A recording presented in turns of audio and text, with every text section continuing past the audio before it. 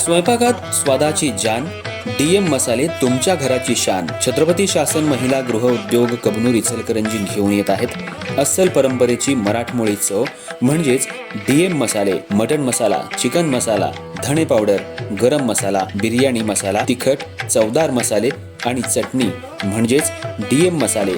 तर आजच आपल्या जेवणाची रंगत वाढवण्यासाठी केमिकल विरहित डीएम मसाले, गृहिणींच्या मनातले मसाले आणि चटणी अवश्य वापरा. डीएम मसाले महिला बचत गटाद्वारे करणारे स्वच्छ माफक दरामध्ये म्हणजेच डीएम मसाले. संपर्क दिव्याताई मगदूम, मोबाईल 91 30 80 22 55.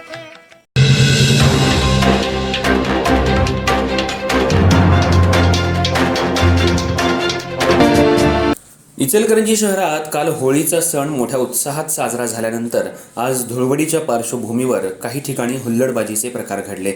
राखेचे गोळे फेकत आणि वाहनधारकांकडून पैसे मागत रस्त्यावर उतरलेल्या काही मुलांनी आणि तरुणांनी मुख्य मार्गांवर गाड्या अडवून तोडफोड केल्याची घटना समोर आली आहे. या प्रकारामुळे 7 ते 8 वाहनांचं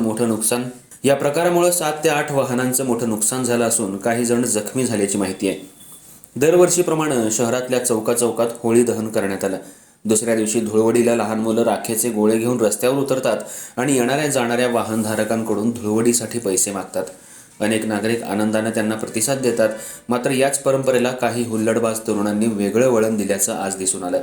मुख्य रस्त्यांवर गाड्या अडवून पैसे न देणाऱ्या वाहनांवर राखेचे गोळे तसंच दगडफेक करण्यात आली.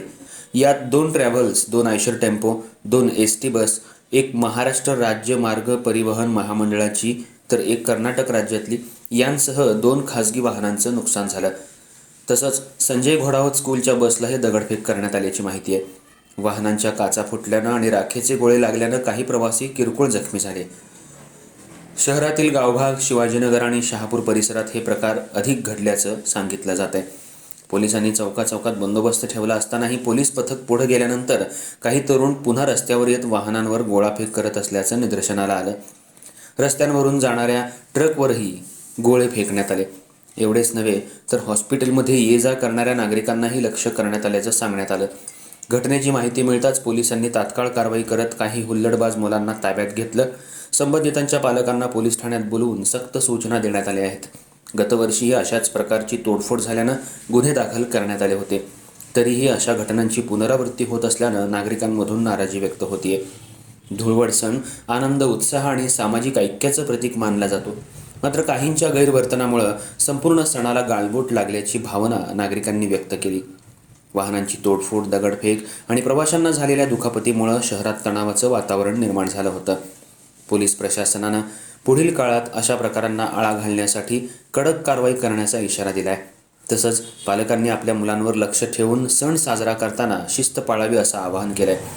एकूणच उत्साहात साजऱ्या होणाऱ्या धुळवडीला काही हुल्लडबाजांच्या कृत्यामुळं इचलकरंजीत मात्र मोठं गालबोट लागलंय.